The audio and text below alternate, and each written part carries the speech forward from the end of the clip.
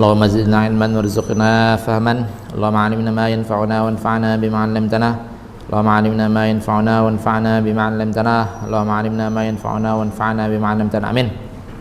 Insyaallah hari ini kita masuk kitab sembari sedikit menambahkan beberapa titik materi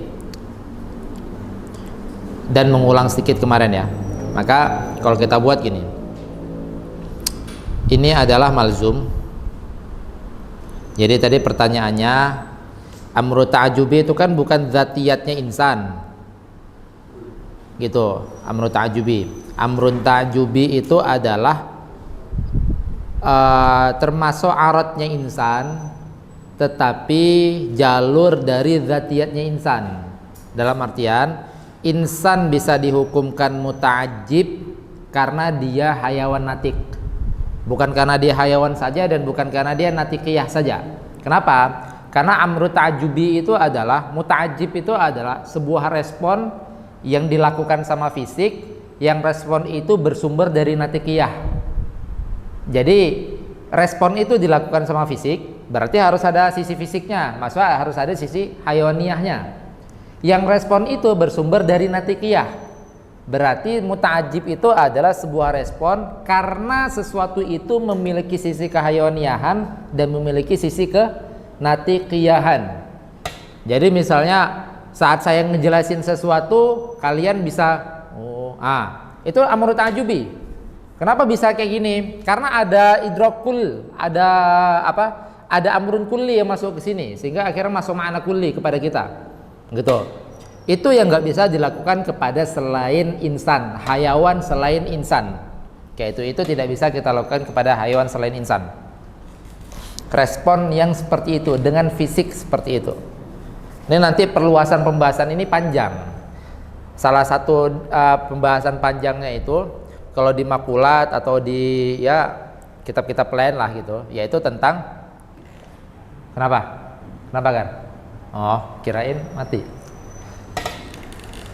Ini nanti sampai ada pembahasan ini dampak-dampak kayak gini. Itu sampai ada pembahasan tentang sesuatu yang bukan hayawan, tapi dia memiliki sisi natikiyah. Cuman dia bisa menjelma menjadi hayawan.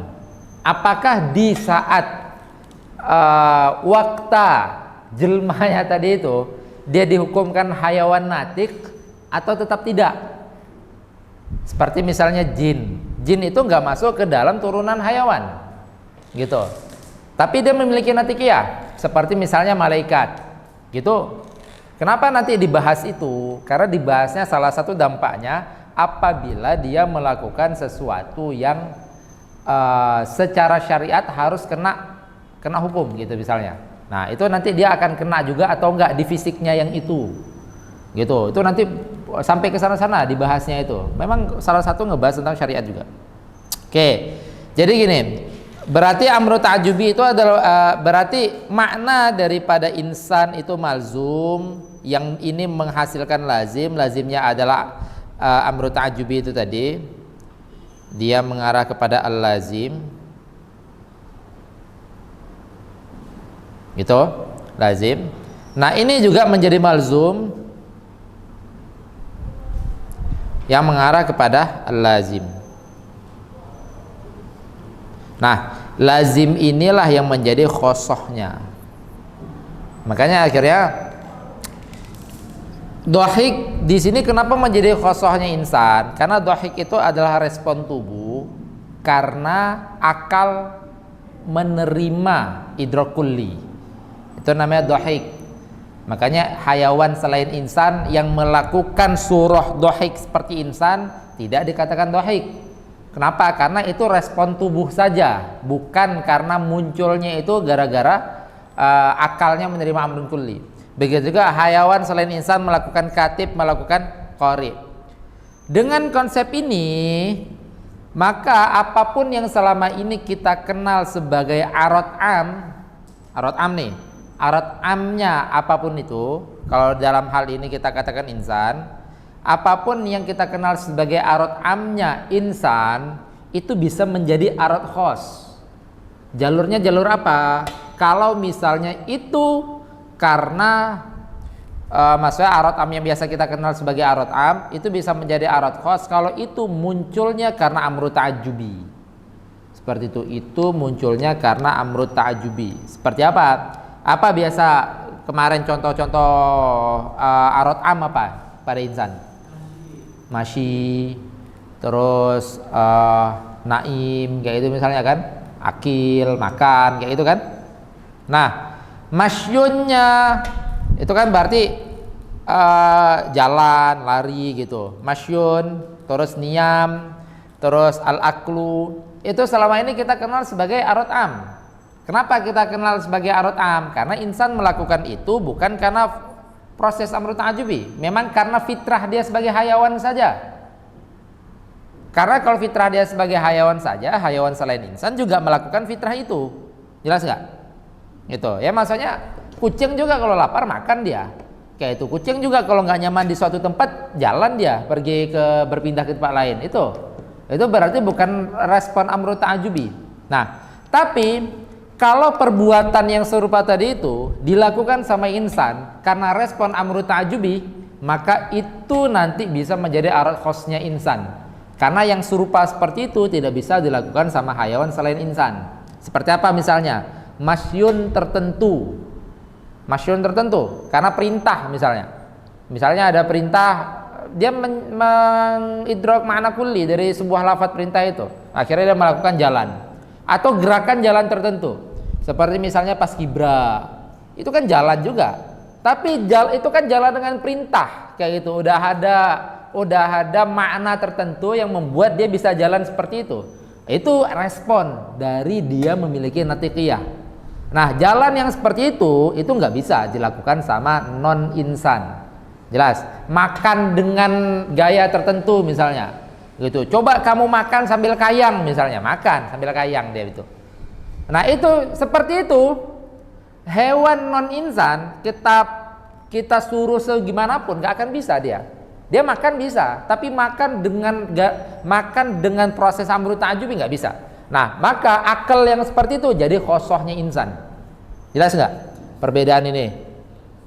Jadi pendekatannya seperti itu, memahami amru ta'ajjubi. Ini nanti juga salah satu cabang dari makulat ya. Saat memahami mentakik khosoh itu seperti apa? Oke.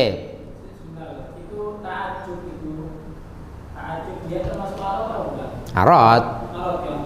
Kemudian untuk seperti baliknya arad juga kan? Ya. Arad juga. Sama-sama arad khasnya. Sama-sama arad khasnya. Tapi kenapa kok dibedakan? Maksudnya jadi Hah? Kenapa kok dibedakan dalam hal ini? Kan sama-sama arad khasnya. Ya, karena yang satu jalurnya nanti kearodiahan amru ta'ajjubi itu ada khilaf ya, gitu aja. Tapi sehingga akhirnya apakah dia khos atau nanti dia setengah zat setengah arad seperti itu terdapat khilaf. Sedangkan sisi khosnya ini dhahik yang bersumber dari amru ta'ajjubi itu muttafaq alaih, dia khos. Dia itu khos. Nah, tentang amru ta'ajjubinya itu, nah makanya nanti ada aradnya sesuatu jalurnya memang nafsu zat. Nah, ini nanti khilaf nih. Dia itu khos. Maksudnya sama dengan yang terakhir ini kan menghasilkan khos nih, yang terakhir nih. Dia itu apakah khos atau tidak? Seperti itu. Karena nanti yang muttafaq alaih khosnya itu yang ini. Yang dia itu arad sesuatu, jalurnya bukan nafsu zat, melainkan jalurnya itu adalah syai'un akhar 'anil zat tapi musawin li nafsi zat. Nisbahnya tasawi. Seperti itu. Itu nanti nisbahnya tasawi.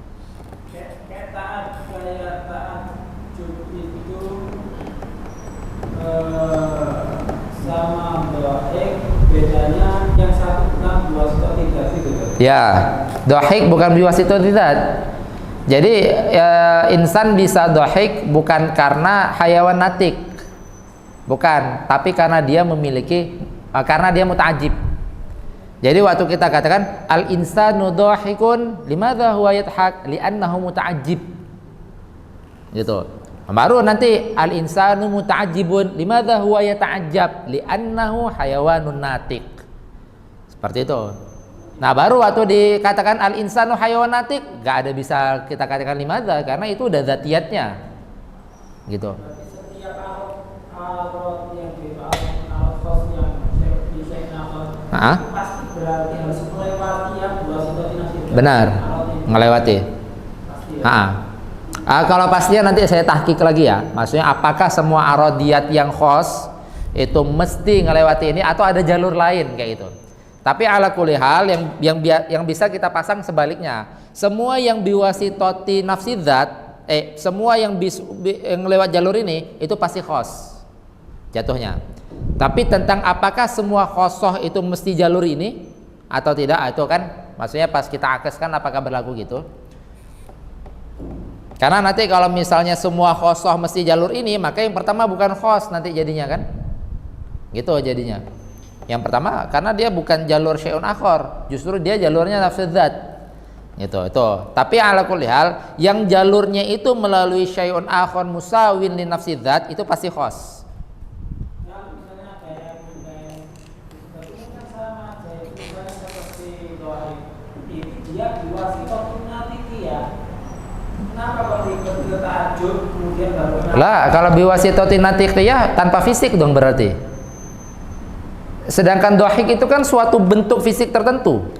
Maksudnya antara bedanya ta'ajub sama natik itu apa? Bedanya ta'ajub sama natik? Iya, maksudnya dohik dia dikatakan dohik itu dia karena dia melalui sifat natikiyah. Dia melalui sifat natikiyah. Dia bisa membuat respon itu melalui sifat natikiyah. Tapi kan respon itu terlahir karena adanya bentuk fisik. Bentuk fisik itu apa namanya? Ya, sisi kehayawaniahannya. Jadi karena sisi kehayawaniahan ini kemasukan natikiyah, makanya akhirnya fisik ini bisa berbentuk sedemikian rupa. Yang bentuknya ini gara-gara natikiyah. Jadi muta'ajib itu adalah gabungan dari natikiyah dan kehayawaniahan, gabungan. Beda kalau natikiyah tok berarti nggak ada hayawaniyahnya. Maksudnya berarti makanya kalau natikiyah tok sesuatu yang non fisik itu juga natikiyah. Seperti malaikat, iblis atau jin itu non fisik semua, tapi natikiyah juga. Nah, apakah mereka bisa melakukan dohik? Dohik dengan makna kita ya, dohik dengan bentuk fisik tertentu. Nah, itu nanti masalahnya di sana.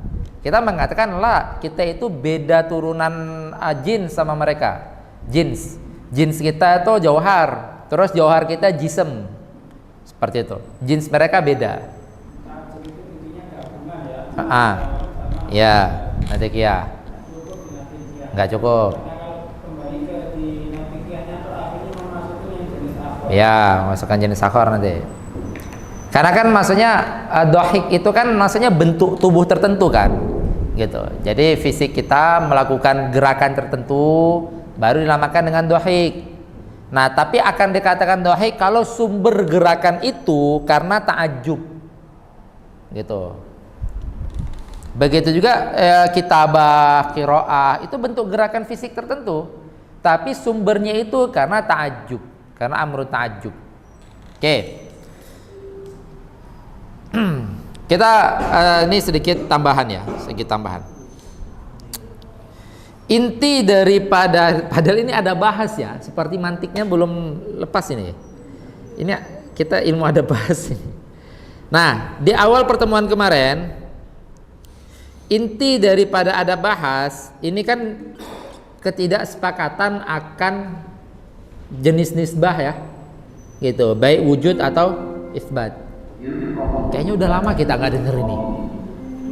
Baru diperbaiki ya. Saatnya jam kelima dimulai. It's time to begin the fifth lesson. Bismillah.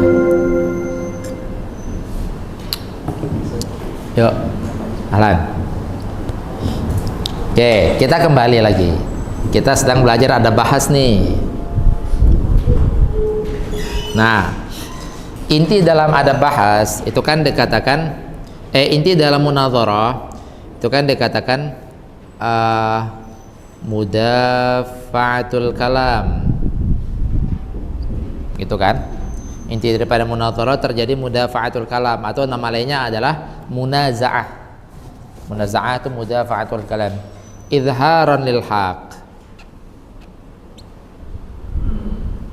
Izharan lil haq itu maf'ul li ajlih daripada dafa'anya ya. Dafa'a yudafi'u, terjadi mudafa'atul kalamnya gara-gara izharan lil haq.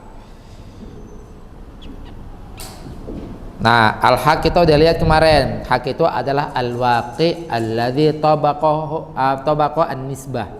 Waqi yang selaras dengan nisbah, itu namanya haq. Karena sudut pandangnya sudut pandang waqi, maka waqi itu nggak akan pernah berubah. Jadi waqi itu nggak ada ceritanya waqi berarti mendukung yang alim, yang nggak alim maka nggak pernah waqi mendukung dia, atau waqi itu akan mendukung orang yang memiliki kedudukan lah. Waqi itu nggak pernah mendukung siapapun, gitu. Masa nggak dari awal waqi itu nggak mendukung orang tertentu gitu maksudnya. Izharon lil haq. Nah, al haq ini tentang, nah ini kita kaitkan lagi sebelumnya ya. Kita kaitkan sebelumnya. Al haq itu berarti tentang waqi yang tabaqah dengan nisbah. Nah, makanya akhirnya yang didafa di sini adalah al kalam. Kalam yang di mana di sini terjadi murakkab yang tam. Karena yang maksud kalam itu kan murakkab tam, berarti terjadi tarkib isnadi di dalamnya.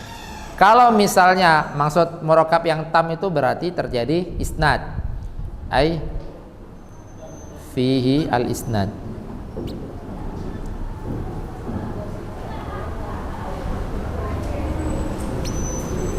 Fihil isnad, di dalamnya itu ada isnadnya. Nah, maka seperti kalau di dalamnya ada ini isnadnya, maka isnad antara maudhu' mahmul. Maka kalau ada isnad ada nisbah. Oke. Keautentikan nisbah inilah yang diperselisihkan. Gitu. Jadi mudafa'atul kalam itu maksudnya adalah mudafa'atun fi nisbah. Nisbahnya itu yang tidak disepakati. Dia memasang nisbah kuliah mujabah, padahal realitanya itu juz'iyah salibah misalnya. Dia memasang nisbah kuliah mujabah, kuliah salibah, padahal realitanya juz'iyah mujabah. Itu berarti keautentikan nisbah itulah yang tidak disepakati. Maka kalau kita tahu poin ini, kita akan mengatakan berarti munadharah itu akan terjadi pada lafadz yang secara sharih punya nisbah.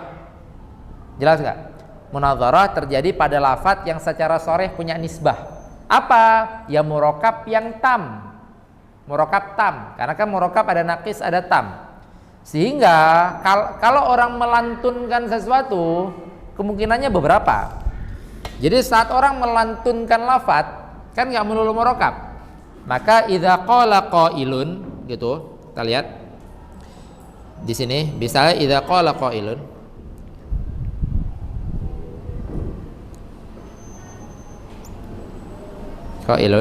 maka makulnya dia nggak lepas dari imma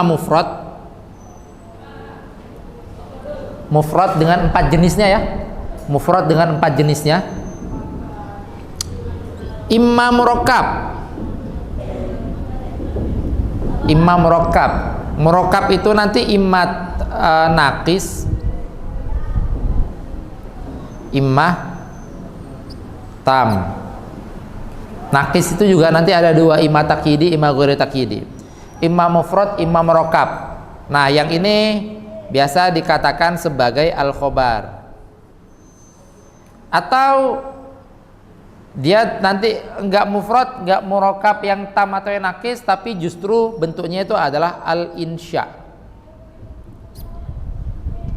Insya itu mencakup istifham, tolab, semuanya itu insya. Intinya adalah munsyi'un nisbah. Oke. Mufrad jelas, kalau di dalam mufrad sangat jelas, enggak ada nisbahnya. Orang cuman ngomong a doang, enggak ada nisbahnya. Orang cuman ngomong kolam doang, enggak ada nisbahnya. Orang cuman ngomong sayyarah tok tanpa ada takdiran, tanpa apa gitu, sayyarah tok, maka nggak ada nisbahnya gitu, kecuali nanti kalau ada muqaddar. Atau murakkab yang naqis, orang cuman ngomong pintu yang merah kayak gitu, atau pulpen si fulan gitu, cuman ngomong gitu, itu sama aja, nggak ada nisbahnya juga, seperti itu. Tapi kalau orang ngomong pulpen itu mahal. Ada bahasanya pulpen itu mahal. Nah, itu berarti tam. Gitu.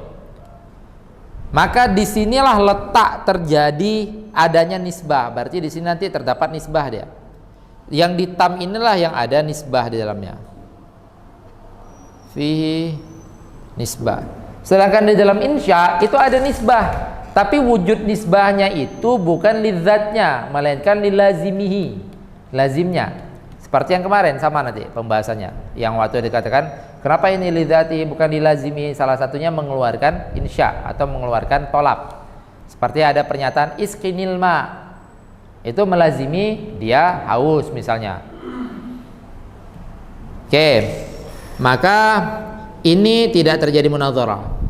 Ini kalau dia hanya sendiri tok yang nakis, ini kalau dia sendiri tok tidak terjadi munadharah, kecuali dia sedang menjadi qaid bagi murakkab yang tam.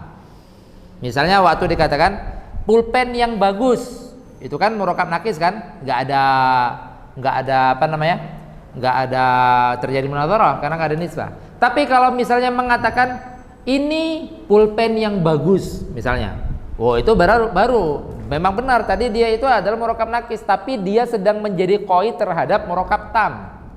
Berarti ada dua pernyataan di situ, menyatakan ini adalah pulpen dan pulpen ini bagus.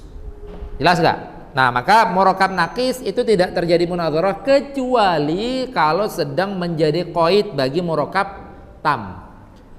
Murakkab tam berarti sejauh ini kita melihat hanya murakkab tam saja yang terjadi munadharah. Insya juga nggak terjadi munadharah karena nisbahnya itu bukan bidzat, nisbahnya itu. Berarti nisbah yang ada sidzat. Nah, baru lanjut. Berarti kita lanjut ke murakkab yang tam. Murakkab tam itu waqa'a fihil munadharah, maksudnya terjadi tam. Kenapa? Li'annahu lahu nisbah sharihah.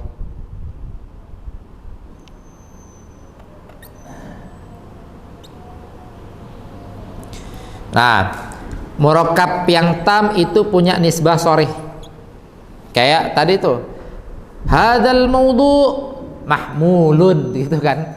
Kita nggak bilang maudhu'nya apa, nggak bilang mahmulnya apa. Hadzal maudhu' mahmulun. Kullul maudhu' mahmulun, ba'dul maudhu' mahmulun, seperti itu. Berarti kullu AB, kullu BC.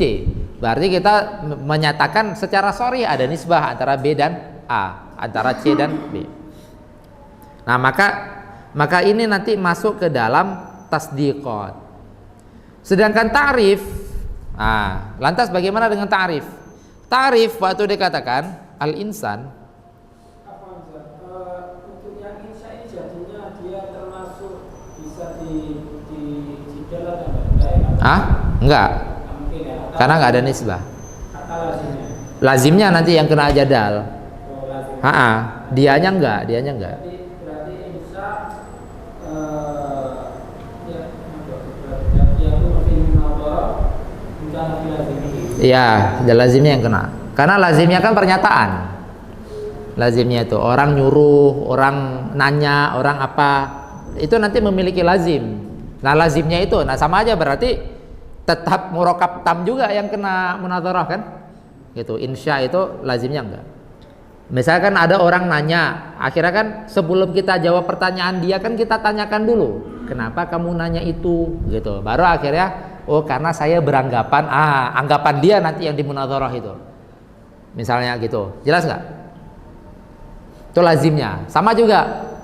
Aku minta air dong. Kenapa kamu minta air? Karena aku haus. Nah, ini nanti yang di lazimnya itu. Murakkab tamnya. Jadi insyaat itu enggak kena munadharah, yang kena adalah lazimnya. Ya, maksudnya tetap aja kembali ke murakkab tam juga nanti. Oke.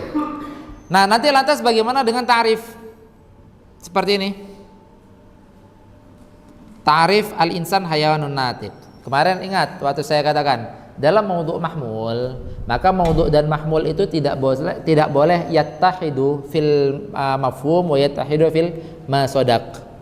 Mentoknya maudhu' mahmul itu hanya boleh yattahidu fil masodaq saja.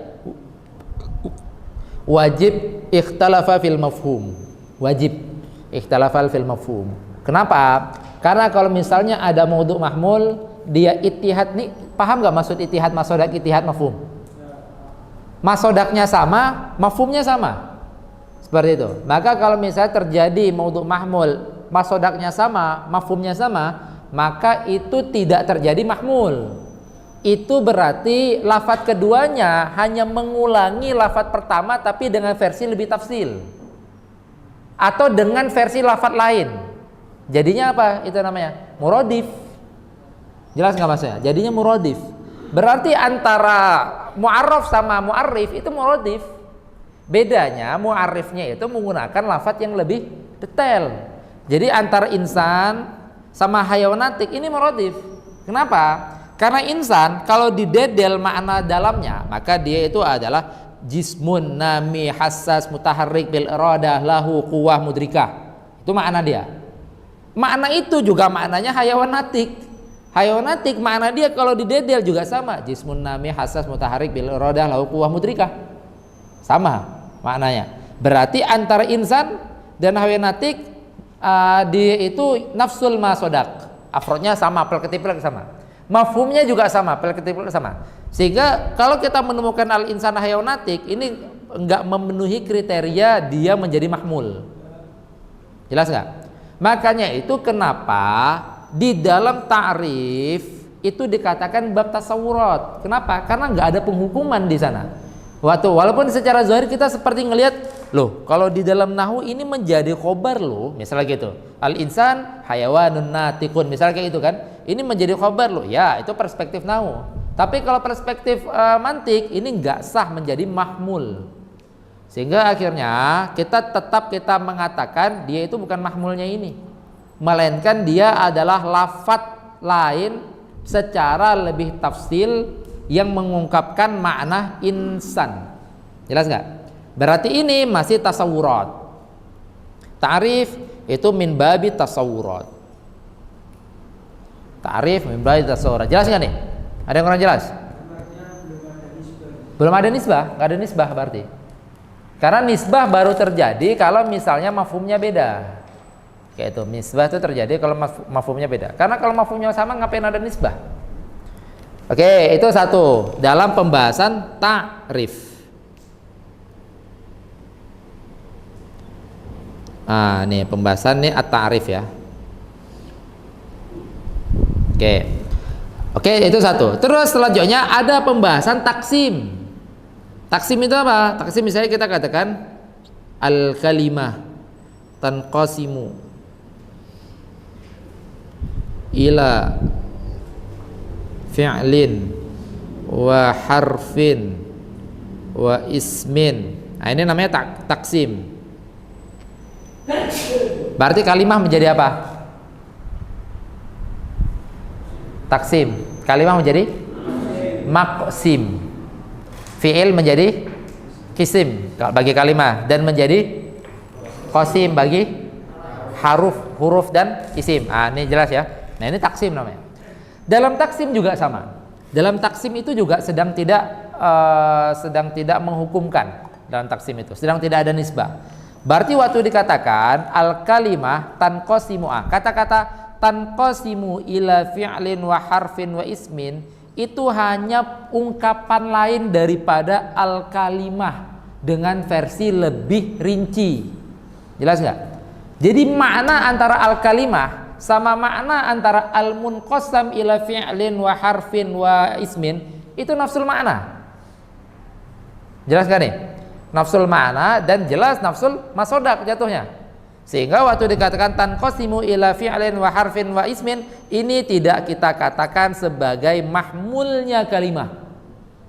Walaupun secara nahwu kita akan mengatakan ini khobar. Jelas nggak?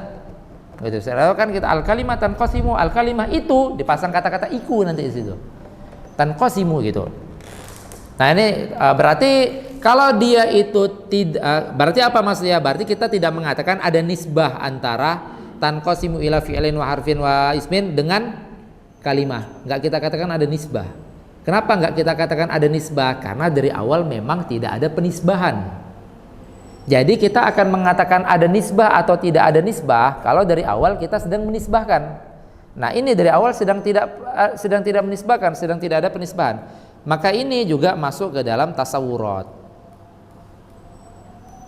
Oke. Maka seharusnya kalau dia tidak ada nisbah, nasibnya kan seperti ini tadi. Nasibnya kan seperti ini tadi. Apa maksudnya? Nasibnya berarti tidak terjadi munadharah. Kan gitu kan? Gitu, tidak terjadi munadharah. Ya. Ta'rif secara dia ta'rif tidak terjadi munadharah.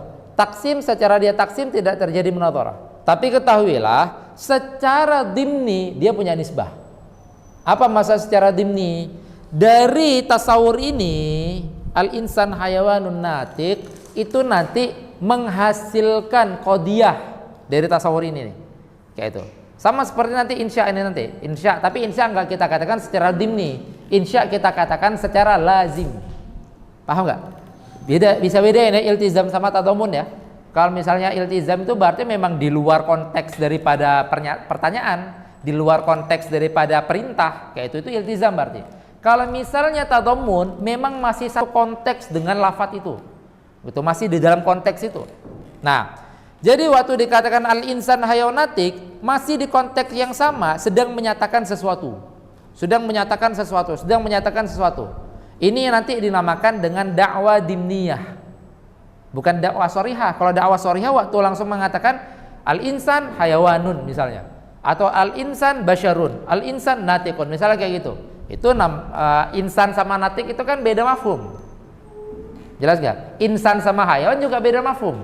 Maka bisa dihukumkan. Kalau menyatakan al-insan hayawanun, maka itu jelas dakwah sorihah kayak itu. Tapi kalau misalnya di sini dalam konteks ini masih di dalam konteksnya itu dia menyimpan dakwah dimniyah, maka nanti dinamakan dengan dakwah dimniyah namanya. Apa? Saat orang menyatakan al-insan memiliki ta'rif hayawanun natiq gitu.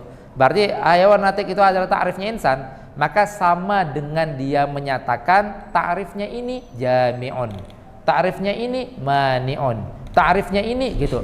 Paham nggak? Jadi masih dalam konteks ini tersimpan. Ini bukan menglazimi ya. Itu bedain antara insya sama ta'rif dan taksim. Kalau misalnya insya itu di luar konteks, di luar pertanyaan. Jadi saat orang di luar permintaan, di luar perintah. Orang perintah ambilkan air. Pernyataan tentang saya haus itu di luar konteks, di luar teks daripada perintah ambilkan air. Tapi pernyataan bahwasanya ta'rif ini jami', ta'rif ini mani, itu di dalam konteks al-insan hayawanun natiq. Masih di konteks itu ada pernyataan itu. Jelas? Oke. Maka nanti dalam ta'rif ya. Seperti misalnya al-insan hayawan natiq, hayawan natiq itu tidak dikatakan mahmul atau tidak dikatakan ada sebagian. Iya. Ya. Tidak dikatakan mahmul juga. Tidak dikatakan mahmul. Karena syarat mahmul itu nggak boleh yattahidun nisbah. Karena kalau misalnya yattahidun nisbah, yattahidul mafhum. Karena kalau misalnya yattahidul mafhum, apa yang dihukumi? Kan konsep mahmul itu kan membawa mafhumnya mahmul kepada zatnya maudhu kan? Yang saya kasih kemarin di awal itu. Maudhu mahmul, konsepnya itu membawa mafhumnya mahmul kepada zatnya maudhu. Kalau misalnya si maudhu ini mafhumnya juga sama dengan si mahmul, apa yang dihukumi? Jelas gak? Jadi akhirnya mafhumnya harus beda. Walaupun antara insan dan natik, lihat, insan dan natik itu tasawi nggak nisbahnya? Tasawi. Tapi mafhumnya insan dan mafhumnya natik itu beda. Gitu. Mafhumnya insan hayawan natik, mafhumnya natik asyai' dzunutkin. Seperti itu, sesuatu yang memiliki natikiyah. Itu adalah mafhumnya natik. Nih maka kemarin kan konsep awal saya berikan itu, mana nih? Masih di awal-awal banget itu. Tentang maudhu mahmul. Ini nih. Ini ingat baik-baik ini. Jadi konsep dalam mahmul itu maknanya, dalam maudhu itu ada afrodnya, maksudnya zatnya, masodaknya. Maka akhirnya antara mahmul dan maudhu antara mahmul dan maudhu tidak boleh nafsul makna, nafsul masodak. Nggak apa-apa nafsul masodak, tapi tidak boleh nafsul makna. Kenapa? Karena konsep mahmul itu adalah membawa maknanya si mahmul kepada masodaknya si maudhu. Kalau dari awal nafsul makna, nafsul masodak, apa yang dibawa jadinya? Tahsilul hasil kan? Nah, tahsilul hasil itu nggak diperkenankan. Sia-sia jadi abas. Oke, lanjut nih. Jadi dalam pernyataan ini kita letak bawah aja nih.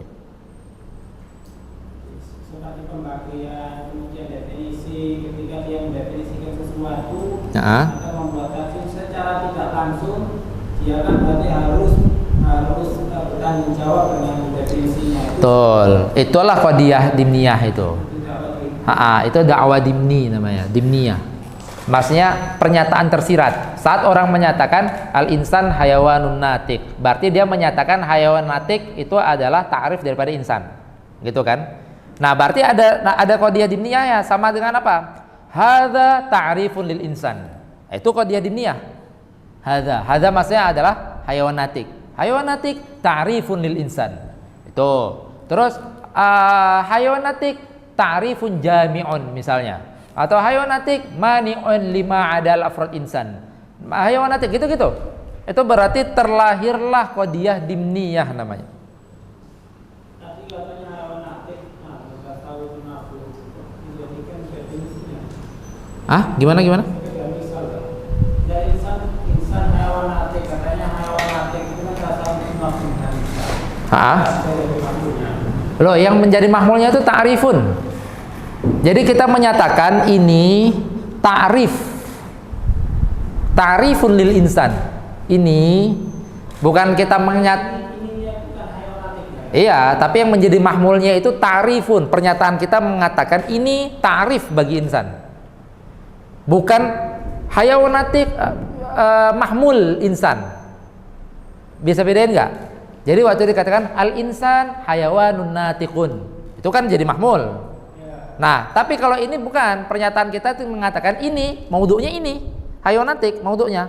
Mahmulnya ta'rifun lil insan. Pernyataan, itu pernyataan terpisah. Jelas nggak?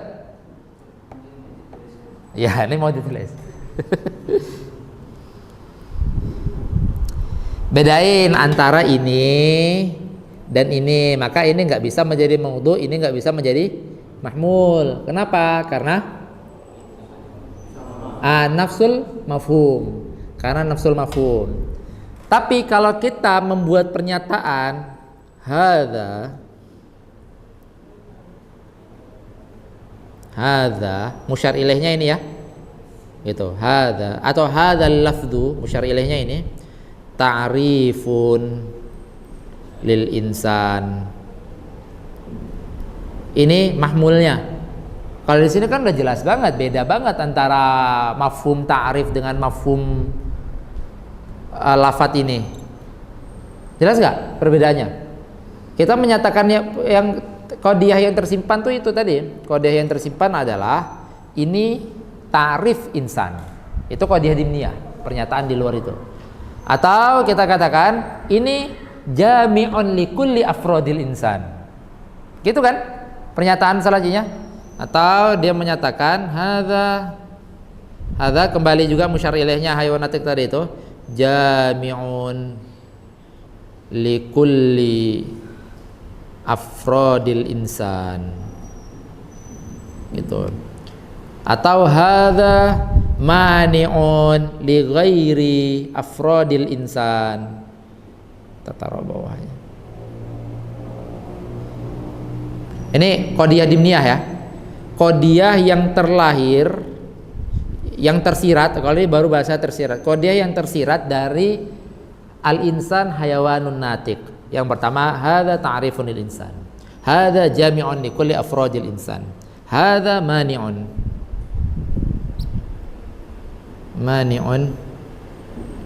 lima ada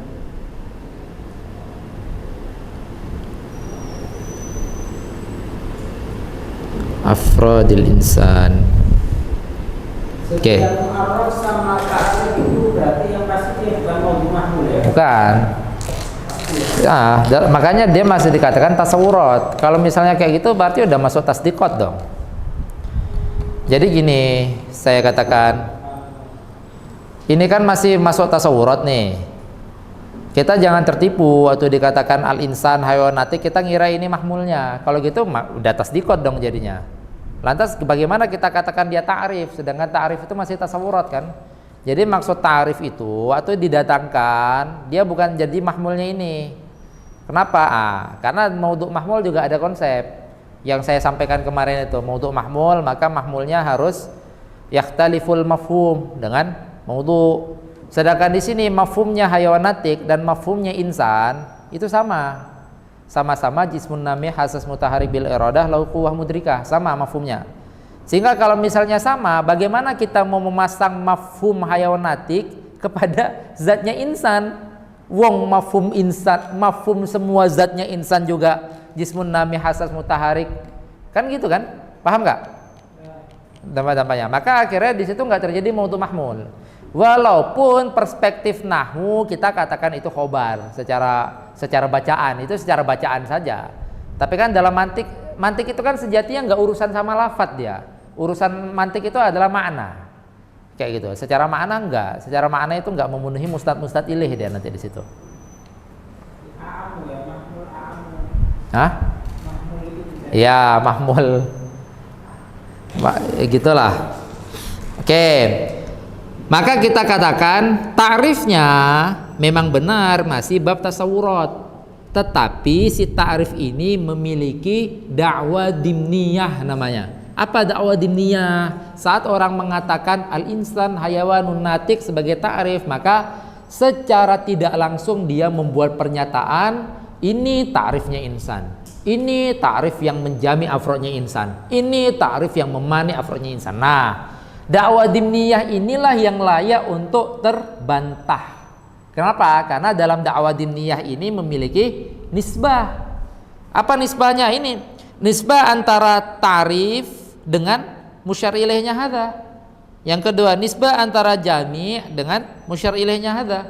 Yang ketiga, nisbah antara mani' dengan musyar ilaihnya hadza. Seperti itu.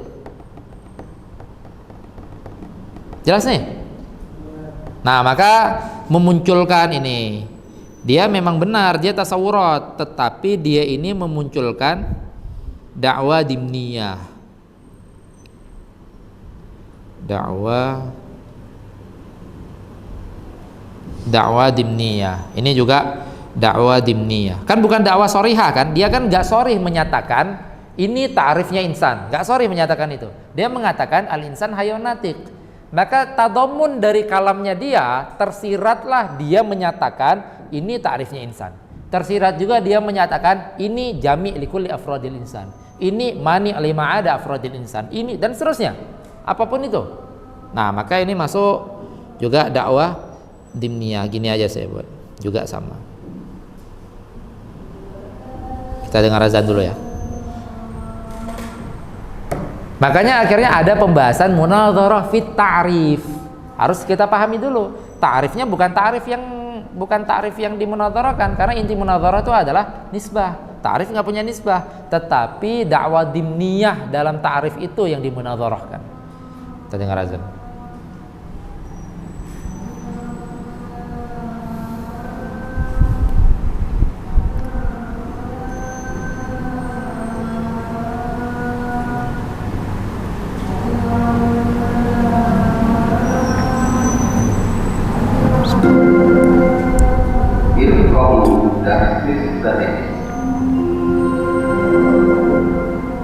Saatnya jam 6 dimulai.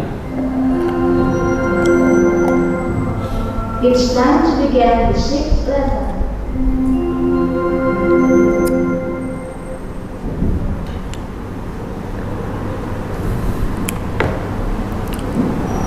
Oke, berarti munadharah pertama imma terjadi dalam dakwah sharihah, berarti yang secara sharih memiliki nisbah, atau terjadi kepada yang secara dimni memiliki nisbah. Seperti apa? Seperti ta'rif. Ta'rif secara sharih nggak punya nisbah, tapi secara dimni dia memiliki dakwah. Makanya akhirnya memiliki nisbah secara dimni. Maka itu juga nanti dikatakan dengan nisbah dimniyah. Nah, begitu juga taksim. Ini contoh aja ya. Begitu juga taksim.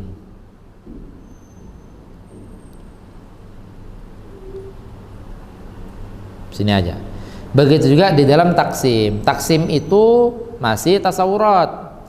Jadi waktu dikatakan al kalimatu tanqasimu ila ismin wa fi'lin wa harfin, maka tanqasimu ila ismin wa fi'lin wa harfin itu bukan mahmul daripada kalimah. Kenapa? Karena mafhum daripada kalimah dengan mafhum daripada al-munqasam ila ismin wa fi'lin wa harfin itu sama, nafsul mafhum. Bedanya yang satu mafhumnya disampaikan dengan lafadz al-kalimah, yang satu mafhumnya disampaikan dengan lafadz yang lebih rinci. Sama kayak tadi, al-insan sama hayonatik itu mafhumnya sama. Yang satu disampaikan dengan lafadz insan, yang satu disampaikan dengan lafadz hayonatik, lebih rinci.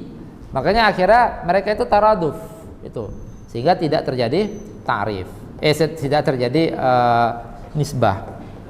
Nah itu kan berarti intinya kan berarti al-alaqah banyak maksim waktu aksarnya dan itu tapi berarti al-alaqah tasawi. Karena afrodnya kan 100% sama. Afrodnya tapi mafhumnya. Mafhumnya juga sama. Tasawi lugotan saja. Tasawi lugotan. Nanti banyak terjadi di makanya kan seharusnya antara ta'rif mu'arraf itu kan nggak bisa dikatakan tasawi kan. Jelas nggak? Kenapa? Karena mu'arrif itu kan muradif dengan mu'arraf. Muradif kan?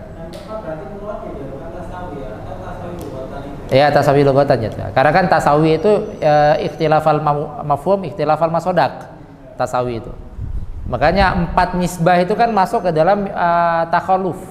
4 nisbah itu yang udah saya sampaikan juga di mantik kan.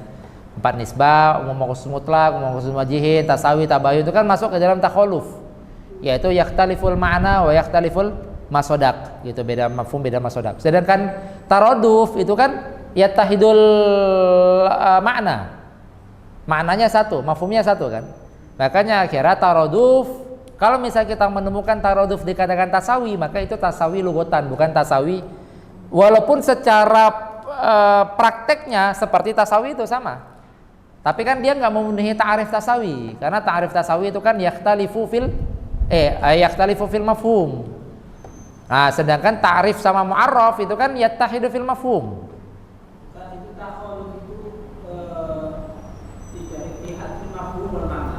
Takhaluf. Yakhtalif. Iya, yakhtalif fil makna ya di mafhum ya. Harus dua-duanya. Iya. Apa? Yang kita bisa berarti takhaluf. Empat-empatnya takhaluf. Iya, makanya kalau kita menemukan ada yang taraduf lalu dikatakan tasawi, maka bukan tasawinya si takhaluf. Tasawi lughatan saja kita pahami.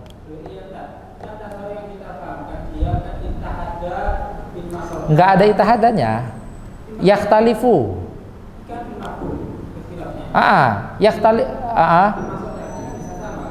Oh ya, yatahidu masodak. Takhaluf tadi dia takhaluf mafhum bermasodak. Oh enggak. Takhaluf itu yakhtalifu fil mafhum. Tadi maksud saya lafad. Ma'alis, afwan, lafad. Yakhtalifu fil ma'na wal lafzi. Itu takhaluf. Kan di takhaluf sudah kita bahas ya. Itu jadi takhaluf itu adalah yakhtalifu fil ma'na wal lafzi wal lafad. Ya. Ta'rif yang iya, muradif. Dia menyatakan itu muradif jadinya. Berarti dia sama juga mengatakan waktu dikatakan hadza ta'riful insan, berarti sama dengan hadza muradifun lil insan. Gitu. Wah, hatta ta'rifnya panjang. Karena maksud muradif itu kan beda lafaz tapi sama makna. Beda lafaz sama makna kan? Ta'rif sepanjang apapun tapi kan maknanya intinya sama dengan lafaz yang pendek ini tadi. Itu perlu yang tanbih itu ya, bagus itu tanbih tentang tasawi. Jadi nanti memang agak sedikit memunculkan polemik itu tentang tasawi itu. Kalau ahadul aksamnya sama maksim itu dia bisa jadi maudhu mahmud enggak? Ahadul aksamnya sama maudhu. Ahadul aksam ya bisa. Ahadnya. Kayak al-ismu kalimah. Ya. Itu maudhu mahmud. Karena beda mafhum. Yang enggak bisa itu yang kulul aksamnya. Ya, kulul aksamnya itu nafsul mafhum nanti. Al-ismu kalimatun, al-harfu kalimatun itu bisa. Karena kalimah punya makna, salah satu maknanya adalah isim. Oke, lanjut. Berarti dalam taksim itu juga terjadi qadiyah dimniyah atau juga terjadi dakwah dimni. Dakwah dimniyah apa? Menyatakan hadza sama kayak tadi, hadza munhasirun atau al-kalimah munhasirun ila thalathati hadza kayak gitu. Munhasir hanya terbatas. Atau hadza hasirun dan seterusnya lah, intinya taksim atau menyatakan al-fi'lu qismun lil kalimah. Bahkan menyatakan seperti itu jadinya. Al-harfu qismun lil kalimah. Al-kalimah maksimun lil harf. Kan gitu kan? Ada pernyataan-pernyataan itu di baliknya. Itu nanti silakan dituliskan aja. Misal kita katakan al-kalimah munhasirun, hanya terbatas surun ila thalatha kayak gitu. Atau al-fi'lu qismun min kalimah. Atau satu contoh aja, atau al-harfu qasimun lil ismi. Itu kan pernyataan. Terus al-ismu al-kalimah biar masuk semuanya.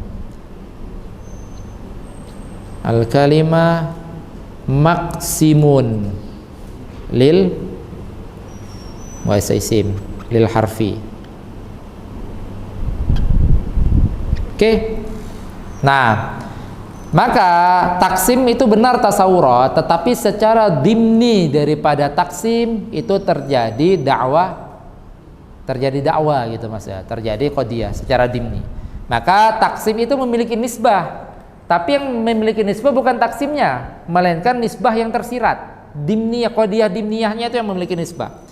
Maka ini semua adalah dakwah dimniyah. Dakwah dimniyah juga ini sama, ini juga sama. Dakwah dimniyah. Makanya nanti berarti kita sampai di sini mendapati ada 3 setidaknya yang bisa terjadi munadharah. Pertama, tasdik. Kalau tasdik jelas secara sharih ada nisbah, yaitu yang lafadznya disampaikan dengan murakab tam, jelas ada nisbah. Terus selanjutnya adalah ta'rif. Walaupun secara sharih tidak ada nisbah, tetapi secara dimni punya nisbah. Apa? Yaitu dakwah-dakwah yang terlahir daripada ta'rif itu. Begitu juga taksim, yaitu dakwah-dakwah yang terlahir daripada taksim itu juga terdapat nisbah dalam dakwah itu. Makanya akhirnya ada 3 nanti pembahasannya, yaitu al-munadharatu fit tasdiq, berarti munadharah fit ta'rif sama munadharah fit taksim. Lalu kita mengedepankan munadharah kepada sesuatu yang secara sharih punya nisbah daripada munadharah kepada sesuatu yang tidak secara sharih punya nisbah. Makanya akhirnya dikedepankanlah pembahasan munadharah fit tasdiq. Baru selanjutnya membahas tentang munadharah kepada sesuatu yang secara sharih tidak punya nisbah, tapi punya nisbah hanya secara dimni. Maka tartib yang paling bagus untuk dipahamkan ke mubtadi itu adalah tartib munadharah fit tasdiq, karena itu secara sharih punya nisbah, terus baru munadharah fit ta'rif, munadharah fit taksim. Kalau misalnya belum apa-apa tiba-tiba langsung bahas munadharah fit ta'rif, kita akan bingung. Munadharah itu gimana sih konsepnya atau pemetaan umumnya gitu. Tiba-tiba langsung fit ta'rif, tiba-tiba fit tasdiq, fit taksim seperti itu. Malah ta'rif tasdiq dikebelakangkan.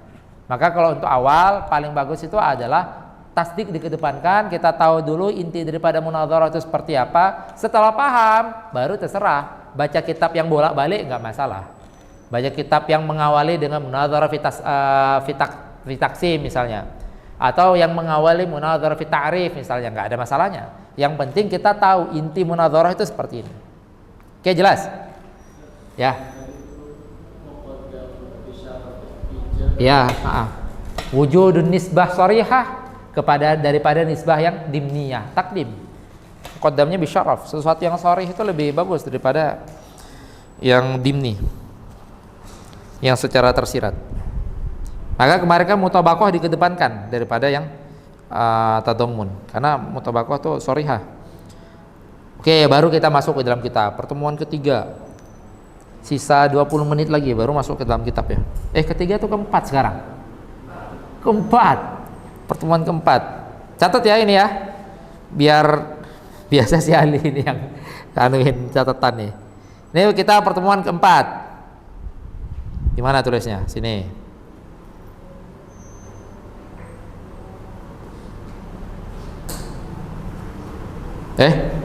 Bukan sini tadi mulainya. Oh, ini. Udah digarisin. Pertama, ketiga, dari mana kita kemarin ketiga? Dari sini ya?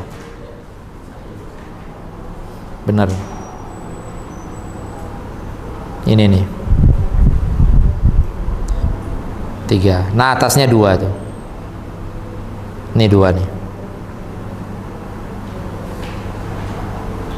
Ini bagus nih untuk catatan kalian, patokan nanti. Nah, ini pertemuan 1 nih. Oke, kan enak nih kalau ada catatan. Oke, lanjut. Kita masuk ke dalam kitab. Bismillahirrahmanirrahim. Rahimahullah taala wa nafa'ana bihi wa bi 'ulumihi wa bi 'ulumi masyayikhi wa masyayikhina fid dharain. Amin.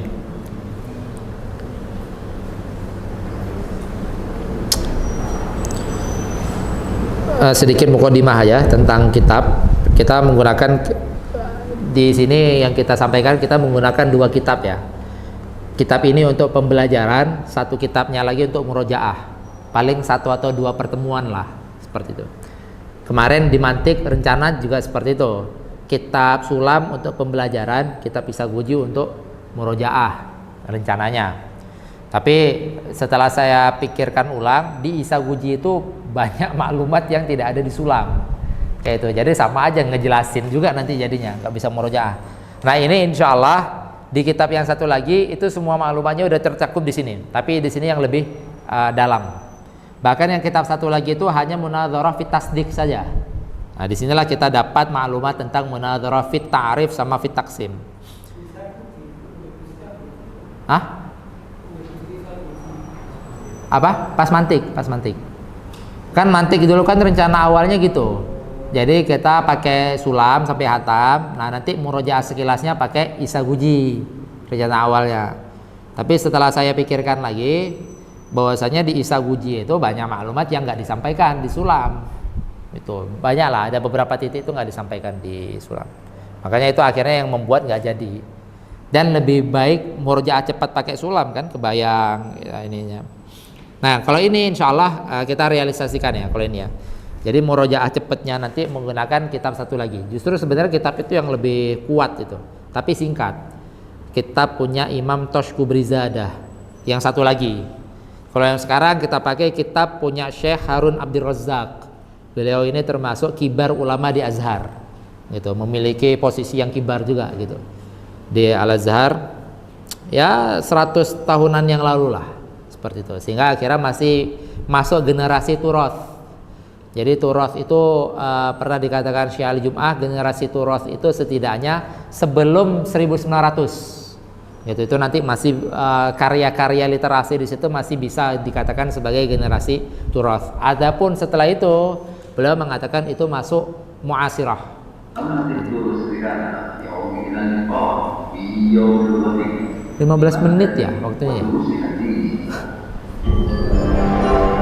Atau ini lagi cek sound aja nih kayaknya.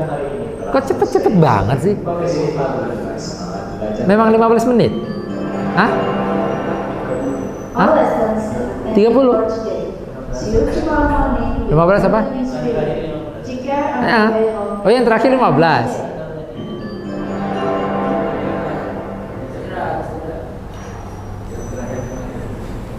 15 menit itu ngapain? Hahihi udah bunyi lagi nanti.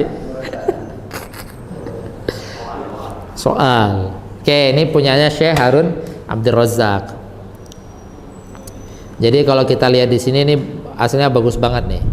Beliau membuat satu kesatuan kitab ini ada 3. Ini mukadimah fil kitab ya, mukadimah kitab maksudnya. Jadi beliau membuat 3 musalsalat yang beliau buat tuh. Fan mantik, adab bahas, sama pembahasan mabahithid dal wa madlul min mabadi'i fanil usul. Gitu, pembahasan ini. Ini bagus banget nih ikatan antara ketiga ini nih. Karena mantik, adab bahas ini kita siap di usul yang kias. Kayak itu. Kan kita kemarin lihat nih ada bahas setidaknya kita nemu 3 yang muwajjah. Selainnya itu maka tidak bisa dikatakan muwajjah. Kayak itu. Yang mana yang selainnya itu? Yang apabila dia membantah tanpa dalil kayak itu, maka itu tidak bisa dikatakan dengan muwajjah. Nih, kalau misalnya dia itu ngebantahnya tanpa dalil, maka dia itu adalah wazifah ghairu muwajjah, berarti ghairu masmu'ah, tidak layak untuk direken, tidak layak untuk diterima. Ada orang baru bikin pernyataan langsung dikatakan salah, nah itu udah nggak usah dihadapi. Atau udah didalili terus langsung dikatakan sugro kamu ini salah, yang betul ini langsung didalili, masa dia ngebantahnya langsung pakai dalil bantahnya, maka itu juga termasuk tidak dapat diterima. Itu nanti namanya gosop namanya itu. Jadi ada qadiyah, ada dakwah, pasangkan dalil, langsung dikatakan sugro kamu ini salah karena yang betul gini, dia langsung berdalil, menyalahkan kita langsung berdalil kayak itu. Padahal kita masih memiliki waktu atau masih berhak untuk mempertahankan sugro kita, tapi langsung dibantah sama dia pakai dalil. Itu nanti namanya gosop. Seperti itu. Itu gosop. Maksudnya dia mengambil hak kita. Itu padahal hak kita untuk menjelaskan masuk sugro apa, masuk kubro apa. Begitu juga kalau misalnya dia menyatakan dalil kamu ini salah. Kalau dia menyatakan dalil kamu ini salah karena melazimi ini, itu berarti punya dalil dia kan? Gitu, yang dinamakan dengan syahid. Maka itu namanya nakad. Atau dalil kamu ini salah, kenapa? Karena berlaku di sini juga, tapi natijahnya kok beda. Itu berarti dia punya dalil untuk menyalahkan kita. Maka itu diterima, itu nakad. Tapi kalau dia hanya sebatas dalil kamu ini salah, kenapa? Ya pokoknya salah aja. Itu mukabaroh nanti jatuhnya. Maka itu nggak layak untuk diterima.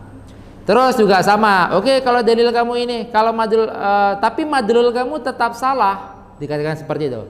Kalau dia katakan madlulnya salah dengan memberi dalil, maka jatuhnya apa? Ini madlulnya dikatakan salah, tapi dengan pakai dalil, mu'aradhah, jatuh mu'aradhah. Tapi kalau cuma titik, madlul kamu salah, kenapa salah? Ya pokoknya salah aja. Itu nanti namanya mukabarah, juga nggak layak untuk diterima. Berarti setidaknya ada 3 titik yang nggak diterima. Pertama, orang menyampaikan dakwah langsung disalahkan, itu langsung disalahkan, itu auto mukabarah. Atau orang baru menyampaikan dakwah langsung disalahkan pakai dalil, itu nanti gosop. Itu nanti gosop majazan. Atau orang menyampaikan dakwah udah pakai dalil, suguronya disalahkan pakai dalil langsung, itu gosop juga. Itu baru gosop hakiki. Atau sugro disalahkan saja, ditanya gitu, dalil gitu, dalilnya salah tanpa ada dalil, maka mukabarah. Atau madlulnya salah tanpa ada dalil, maka namanya mukabarah. Kalau misalnya menyalahkan dalil tapi ada syahid, ada aspek dia menyalahkannya, maka jatuhnya nakad. Kalau misalnya nyalahin madlul tapi ada dalil, maka namanya mu'aradhah. Oke. Kalian kalau misalnya baca kitab seperti seperti Lubul Usul, di bab qiyas, qawadih, nanti kata-katanya wa yumna, wa yunqad, wa yu'arad. Enggak paham ilmu ini, tiga-tiganya kalian artikan dan dibantah. Paham enggak maksudnya? Enggak paham ilmunya soalnya. Tiga-tiganya, oh ini dalil ulama akan bantah. Padahal lafaznya wa yumna, wa yunqad, wa yu'arad. Kalau kita paham ilmu ini, kita tahu, oh ini bantahan dengan bentuk gini, ini syahidnya, ini bantahan dengan bentuk ini sanadnya, ini bantahan dengan bentuk ini dalilnya, kayak gitu. Kalau kita paham ini kan, tapi kalau nggak paham, makanya tiga-tiganya diartikan dan terbantah, gitu aja. Karena tiga-tiganya bantahan, tapi bantahan dengan gaya gitu kan, bantahan dengan jenis tertentu. Itu nanti tampaknya. Nanti bisa kalian lihat itu di bab qiyas qawadih, terutama qawadih. Di dalam kitab level minimal lubul usul atau jamul jawami seperti itu nanti lafadznya seperti itu. Dia mengatakan dalil kamu ilah kamu ini bermasalah. Kan qawadih itu kan kayak mau menyatakan ilahnya itu bermasalah kayak gitu. Namanya aja qawadihul ilah, qadih. Sesuatu yang membuat ilah itu jatuh pendalilannya. Gitu. Jadi menyatakan ilah kamu bermasalah. Kenapa? Karena gini. Nah, waktu dikatakan karena gininya, nanti dipasang dalil lalu wayun qad kena nakad, atau dipasang dalil lalu kena mu'aradah, dipasang dalil lalu kena mana. Gitu. Makanya ini kunci banget ini untuk memahami. Maka jangan heran orang belajar lubul usul pusing-pusing di sana. Diartiin aja nanti itu jadinya. Oke. Maka kita masuk di dalam maqsid sani ini. Punyanya Syekh Harun Abdul Razzaq.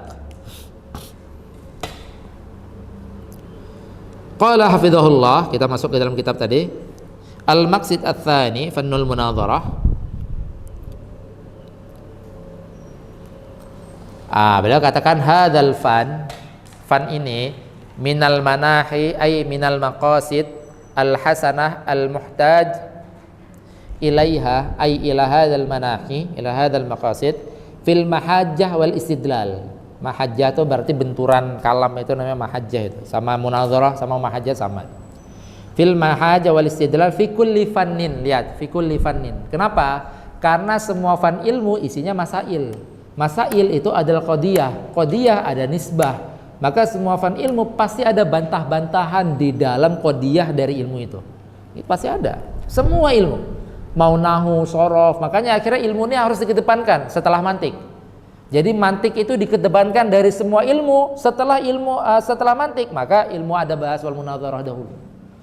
Baru setelah itu rapi, kita nanti bahas-bahas ilmu apapun rapi. Setelah kita paham hal-hal gini, baca hasiah itu nikmatnya luar biasa. Kita minimal kalaupun kita kalau kita nggak seperti itu, kita tahu mereka lagi ngapain gitu. Waktu baca hasiah itu kan.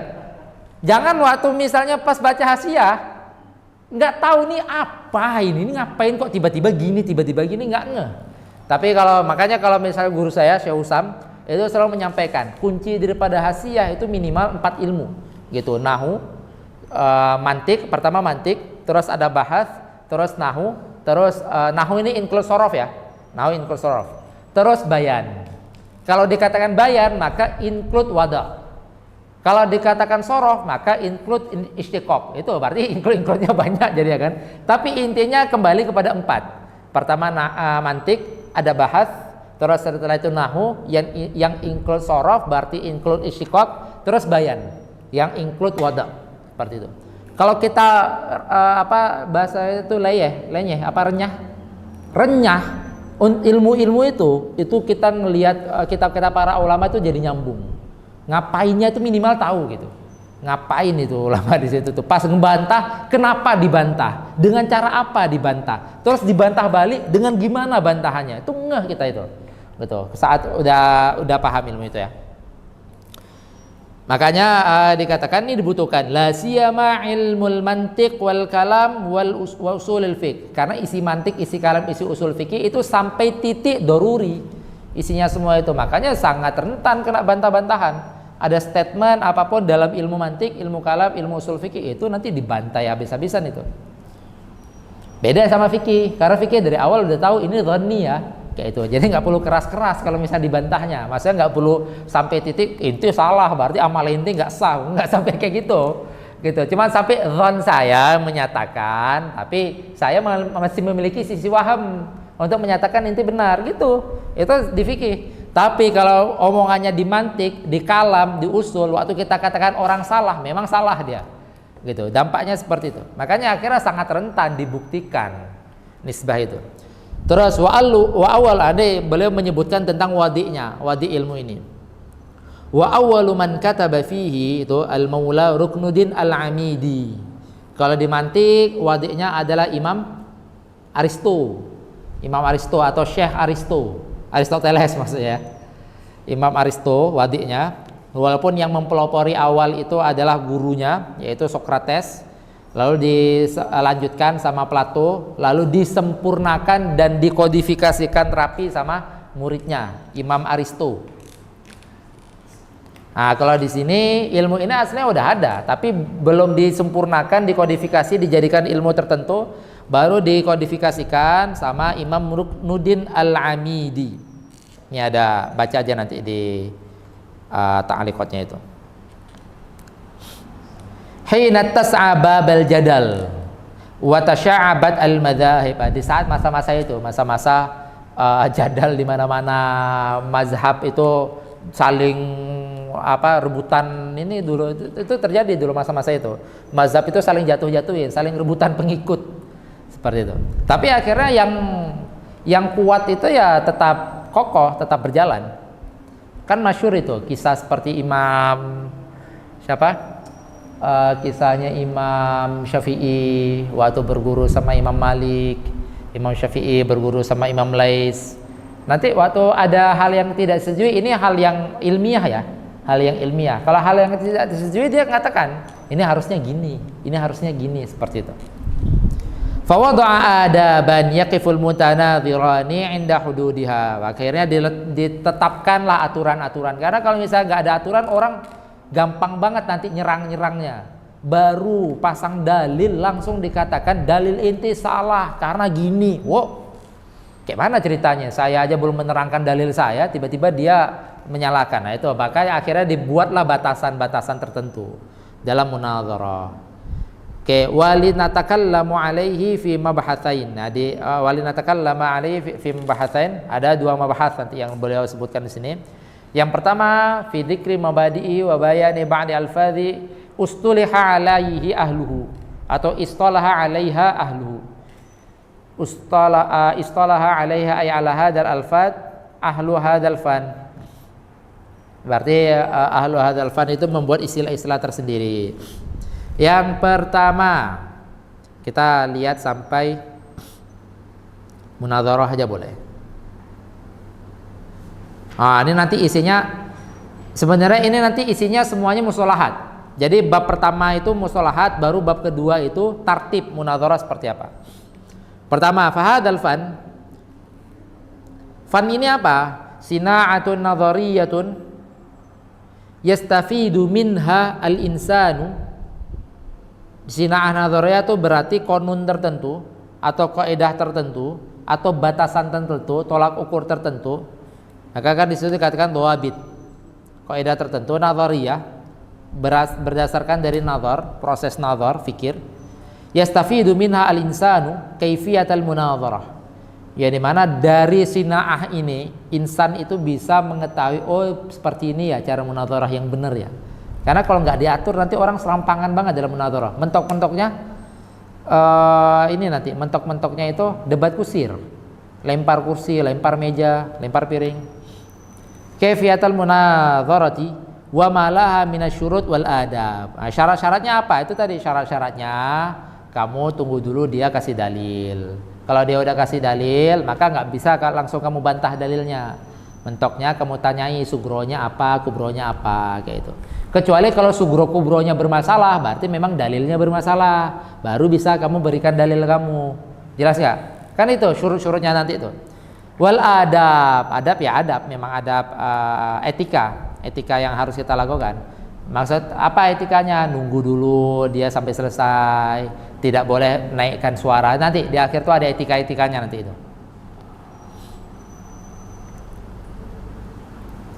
Tujuannya untuk apa? Siyanatan lahu anil khobti fil bahthi. Khobat itu apa ya? Nah bahasa kita ya? Khobtun. Iya, kericuhan. Nah, siyanah itu menjaga. Jadi sina'ah nadhariyahnya ini tujuannya untuk apa? Untuk menjaga anil khobti fil bahthi. Untuk menjaga dari terlemparnya meja kan gitu. Untuk menjaga dari terlemparnya kursi. Gitu. Kerusuhan, kericuhan. Gitu, anil khabti fil bahthi. Wa yuqalu, ini baru ta'rifnya. Lihat ta'rifnya berarti menggunakan samroh, berarti ta'rif bil rasam. Ilmun yatawassulu bihi ay bihadzal ilm ila ma'rifati kaifiyatil ihtiraz. Agar kita mengetahui bagaimana caranya kita itu terbebas atau terhindar dari kesalahan dalam munadharah. Anil khata'i fil munadharah. Oke, itu munadharah udah kita sampaikan panjang sebelumnya. Akhirnya saat kita tahu oh ternyata syarat munadharah kayak gini. Kita bisa terhindar. Minimal kita saat kita mengalaminya kita bisa menghindari itu. Atau di saat orang mengalaminya kita bisa menilai orang. Seperti itu. Oh, beliau terjadi mukabaroh nih. Oh, terjadi ini nanti. Intinya hal-hal yang keluar daripada esensi itu nanti terjadi mukabaroh. Maka nanti enak tuh, kita lihat gampang banget kita lihat orang-orang munadharah itu bisa kita nilai nanti. Baru dikasih dalil langsung dipotong, dibantah kayak gitu misalnya. Oh, itu udah mukabaroh jadinya. Atau mentok-mentoknya gosop, mencuri mencuri tugas, mencuri hak. Gosop nggak sampai dikatakan mukabaroh karena gosop masih dia berdalil, gitu kan? Dalam artian gosop masih bisa idharunil haq, gosop itu. Hanya saja kalau gosop nggak sesuai etika gitu, etikanya nggak sesuai. Bisa jadi dia masih makanya itu juga nggak layak untuk diterima. Gosop itu.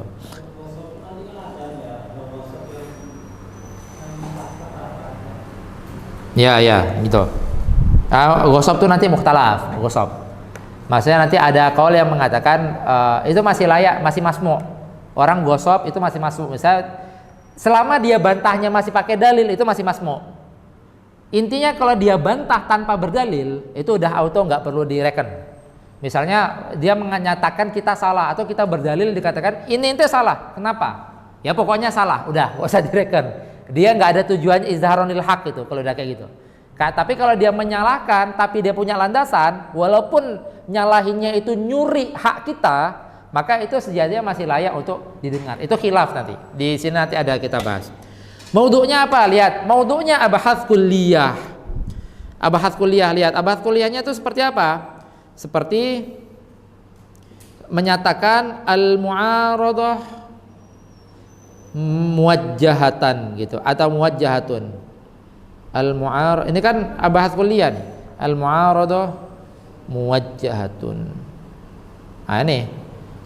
Lihat kata-kata atau an-naqdu muwajjahun.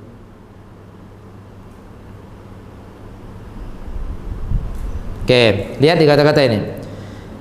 Yang kemarin tadbik. Ini maudhu. Kan maudhu ilmu ini kan abahath kulliyah kan? Nah, lihat. Berarti sedangkan mu'aradah itu bukan abahath kulliyah, itu adalah nau' minal abahath kulliyah. Nah, berarti ini adalah masail yang maudhu'nya itu nau' daripada maudhu' ilm, yang mahmulnya awarid zatiyah daripada maudhu'nya. Kan gitu. Kita bisa mentadbik nanti jadinya. Oke, maudhu'nya abahath kulliyah. Apa abahath kulliyah? Al-i'tiradat wal ajwibah. I'tirad dan jawab. I'tirad jawab. Berarti mu'aradah itu adalah i'tirad yang seperti ini dengan jawaban seperti ini. Itu mu'aradah. Naqd itu adalah i'tirad seperti ini dengan jawaban seperti ini. Mana itu adalah i'tirad seperti ini dengan jawaban seperti ini. Nah, itu namanya abahath kulliyah. Tanpa kita sudah menentukan mu'aradah yang ini. Nah, kalau mu'aradah yang ini namanya bahath juz'i. Atau naqd yang ini, naqd yang ada di kitab usul yang ini, naqd yang ada di kitab kalam yang ini, itu namanya bahath juz'i. Al-i'tiradu wal jibah allati taqa'u bainal mutanadhiraini, yang terjadi antara dua mutanadhir tanpa menentukan yang mana. Min haitsu kaunuha muwajjahatan au ghairu muwajjahatin. Nah, muwajjahatan sama ghairu muwajjahatin itu adalah awarid dzatiyah daripada abahath kulliyah. Karena terkadang abahath kulliyah itu terhukumkan ini, terkadang tidak. Kalau misalnya dia tidak memenuhi syarat. Seperti itu. Faidahnya ini thamrah, izharu shawab wal ismatu anil minal khata'i fil mahajjah. Berarti izharu shawab, tujuannya itu untuk mengungkapkan nausul amr. Gitu, shawab. Nah, lihat shawab nama lain daripada al-haq. Berarti untuk mengungkapkan al-haq. Terus untuk ismah, menjaga diri dari kesalahan dalam muhajjah atau dalam mujadalah atau munadharah. Terus juga Berarti ini poin pertama dari faedahnya, ini poin kedua. Terus poin selanjutnya wal isti'anatu ala fahmi abhathil ulum. Lihat. Kata-kata abhathil ulum, abhath itu jamak daripada bahas. Bahas yang dimaksud berarti untuk memahami, membantu memahami semua i'tiradat dan ajwibah di dalam ilmu. Paham nggak artinya? Jadi waktu dikatakan abhathil ulum itu bukan pembahasan-pembahasan ilmu. Karena kan kalau kita artikan secara letterlek abhathil ulum artinya pembahasan ilmu, bukan. Tetapi yang dimaksud ala fahmi abhathil ulum itu adalah untuk memahami i'tiradat dan ajwibah yang ada di dalam ilmu. Itu. Kenapa? Karena pintunya ini tadi memahami kayak mana proses i'tiradat dan ajwibah yang benar. Ya, untuk memahami i'tiradat dan ajwibah dalam ilmu gitu maksudnya. Karena abhath jamak daripada bahas nama lain daripada munadharah, maksudnya apa? Mudafa'atul kalam idharanil haq. Karena kalau diartikan ini nanti diartikan untuk memahami pembahasan ilmu, itu kan jauh banget dari maksud. Maksudnya jauh banget dari murad itu nanti jadinya. Oke, terus faedah lanjutnya apa? Ma'rifatu halil mustadil wa halil mujib. Mengetahui ahwalnya mustadil. Mustadil harusnya seperti apa? Kayak gitu. Kalau dia adalah seorang yang berdalil, maka berikan dalil. Terus kalau ditanyakan, maka dalililah mukadimahnya gitu. Terus ahwalnya mujib seperti apa? Kalau dia seorang yang membantah, gitu, seorang yang membantah, maka dia harus tahu bantahnya tuh tunggu dalilnya selesai dulu, gitu misalnya. Bantahnya harus dengan dalil, gitu-gitu. Itu namanya halul mujib. Terus tahu ma'rifatu mahalli wujubi sukut wa mahalli wujubil kalam. Tahu kapan bicara, kapan diem. Jadi kalau misalnya lawan kita lagi mengungkapkan dalilnya, kita diem. Lalu kita cerna dulu semua dalilnya, baru kita bicara. Kayak gitu. Iya, harusnya sama. Mustadil dan mujib. Karena dia kan yang ngejawab. Itu harusnya lebih asan kita tambah wahal wahal mu'tarid atau wahal sa'il. Gitu. Kita tambah itu aja. Karena mustadil sama mujib ya dia sama-sama orang yang ngejawab, orang yang berdalil. Baru ini kenapa namanya apa? Wa yusamma, ilmu ini namanya fannal munadharah. Namanya itu adalah fan munadharah atau fan adabil bahthi, atau namanya adabil bahthi wal munadharah, atau nama lainnya sina'atut taujih. Jadi dulu awal-awal sebelum ilmu ini ditetapkan dalam satu kitab tertentu atau satu ilmu terpisah, itu biasa dikenalnya dengan nama sina'atut taujih. Nama ilmunya. Baru ini terakhir aja nih sebelum ke adab. Ini mau bukan yang disebutkan al-afrad kuliah. Ya. Ya. Tapi kalau mau bukunya sendiri itu Abhas kuliahnya. Ya ini abhas kuliah itu maudhu'nya. Sama seperti af'al mukallaf, maudhu' kan? berarti dia tidak punya maudhu dalam arti bukan memang maudhunya ada. Berarti larinya pasti kan. Ya, larinya ke anwa'nya. Sama kayak af'al mukallaf, larinya kan pasti ke anwa'nya nanti kan, maudhu'nya. Fikih waktu dikatakan maudhu'nya adalah af'al mukallafin. Apa gitu misalnya? Ya, mudafa'ah. Betul, mudafa'ah. Pecahannya tuh. Itu nanti yang menjadi maudhu' masail ilmnya. Tapi maudhu'nya min haitsul kulli itu adalah mudafa'ah. Sama juga di fikih misalnya, maudhu'nya min haitsul kulli af'alnya. Baru nanti yang menjadi maudhu' masail ilmnya mencurinya, berzinanya, sholatnya, zakatnya itu kan. Itu. Oke.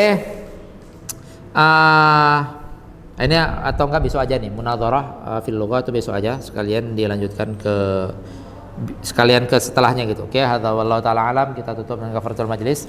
Subhanakallahumma wa bihamdika asyhadu an la ilaha illa anta astaghfiruka wa atubu ilaik.